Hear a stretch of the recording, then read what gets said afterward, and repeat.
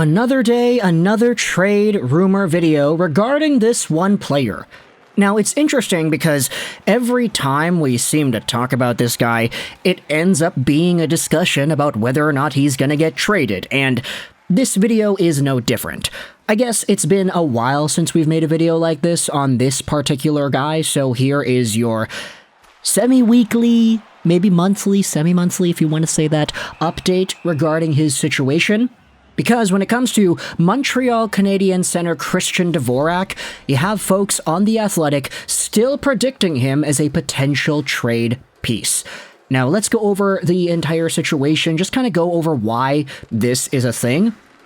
Dvorak is a Habs center, 27 years old, 6'1", 201 left-handed guy signed to the end of 2025, making $4.45 million a year. Now, this contract isn't the worst thing in the world, and it's also got modified no-trade protection on it at the time. Especially when you think about how Dvorak has been as a player, the past few years he has had a pretty okay points per game number. His last season in Arizona, before he was acquired by Montreal, saw him put up 31 points in 56 games, a very solid point production metric. The year after, he had 33 points in the same amount of games, and this previous season he had 28 points in 64 games. When Dvorak is playing a full season's worth of play, he is projected to being around a 40-45 point guy. And for 4-point-something mil, that's not the worst thing in the world. However, when it comes to the Canadiens and their center situation, it's really intriguing to note just where Christian Dvorak fits into the lineup. If you go over to the Habs daily face-off page right now and you see just where everything is laid out, you have Dvorak as the second-line center at the moment, but with Alex Newhook and Kirby Dach being on the wings of the top six, these are two guys that legitimately could play second-line center if you pushed them to, knocking Christian Dvorak down a peg, potentially onto a third-line spot above Jake Evans, and even with Sean Monahan being in the mix too. He is ranked as the current fourth-line center of the team via Daily Faceoff. Long story short, Dvorak is one center of many who are on this team, and he's arguably one of the, let's just say, not as important ones. Like, of course, Dvorak is an important player, he's got two-way capabilities, he's a good defensively minded guy, it's why the Canadiens and the fans were happy to see him get acquired from the Arizona Coyotes.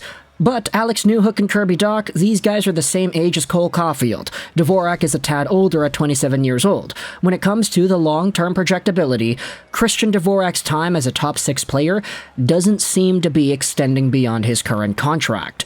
As a result, when you take a look at where the Canadiens are, if you have a guy like Sean Monahan, for example, playing on the fourth line, if that guy is still capable of being a middle-to-top six center, you probably want to maximize on his overall value, considering he's only on a one-year deal. This is an opportunity, if he is still good enough, to come to the Habs, sign a cheap deal, which is what he did, and be given a really good role. If he's good enough, he could get traded, he could get sent over for another pick or two at 50% salary retained, and he could help a team with their playoff run. Christian Dvorak, with an extra year in his contract, does not have that exact same luxury, and you could debate that from the sample size we had seen last season that Sean Monahan maybe has more to give. This is why we go over onto The Athletic, and we talk about this article published the other day, which NHL players could be traded in 23-24. Our experts pick one from every team. The article will be linked in the description, but also linked in the description is this Our Habs post, because Mr. Edmo, went out there and posted the Montreal Canadiens part of this article. It's paywalled content, but because the thing was screenshotted and posted onto Reddit, it's technically now available for anybody to read. Montreal Canadiens, the guy that The Athletic lists as the potential trade candidate, is Dvorak. As a 200-foot center who can win faceoffs and play on both special teams, Dvorak would have good value in the trade market and could really help a contender as a very good third-line center. With another year left on his contract at a number that is not overly prohibitive, Dvorak is in a sweet spot of a good player who should draw interest on the trade market and is also likely not part of the plan in Montreal moving forward. But he'll only be moved if the return is appealing to the Habs. But the interesting thing about this is, if Christian Dvorak sticks around, let's say the Habs don't trade him in 23-24, all of a sudden it makes his situation even more intriguing for 24-25, the year in which his contract will expire. At that time, he'll be a one-year rental for any team that's looking to acquire him at the 2025 trade deadline, for example, and there could be some more value to be gained there depending on how he progresses this year and next. I'm not going to say I expect big things out of Christian Dvorak. If he gets 40-plus points, I honestly would be kind of surprised.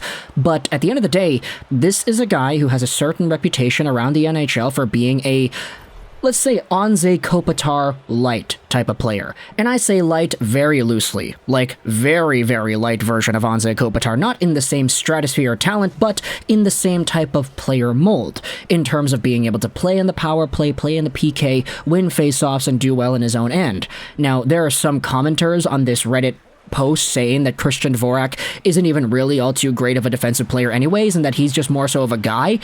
And I could understand where that's coming from. I'm not going to say that Christian Dvorak has been the most important Hab over the past few years, but you could understand that because he was technically the consolation from the entire Jesperi Kotkaniemi offer sheet deal a few years ago, there's a certain amount of sentimentality that belongs in the minds of Habs fans when discussing Dvorak.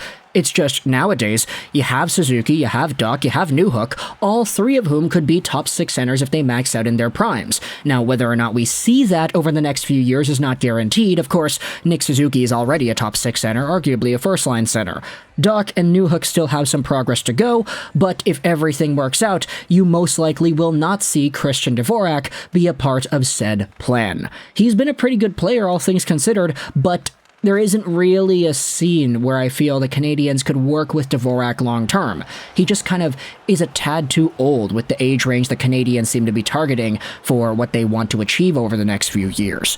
And so, if Christian Dvorak gets sent over to some team at the 2024 or 2025 trade deadline that needs a third-line center who could play first-line PK minutes and maybe slot into the power play once in a while, that seems to be the most likely bet. It's going to be interesting seeing how Sean Monahan plays into this conversation because, like Dvorak, Monahan doesn't really fit in with the Canadiens' future either.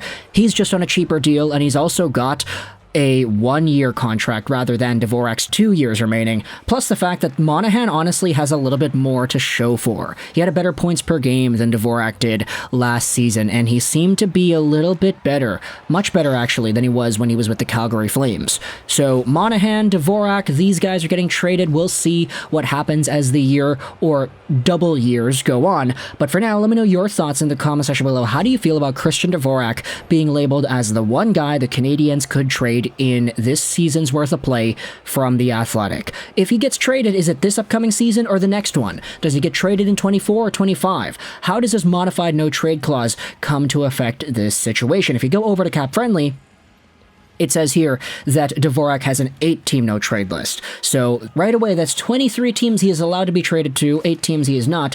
Of course, added together plus 1 for Montreal, you have 32.